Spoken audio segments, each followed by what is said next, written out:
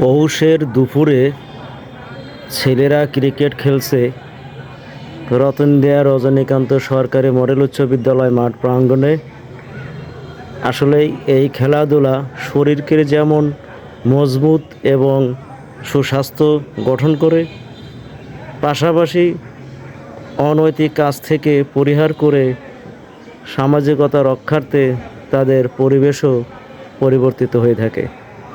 মাদক বা নেশাগ্রস্ত জায়গা থেকে ফিরিয়ে এসে খেলাধুলার সঙ্গে সম্পৃক্ত থাকলে দেশ, সমাজ এবং পরিবেশ ভালো থাকবে। এইমাত্র একটি 4 হয়ে গেল।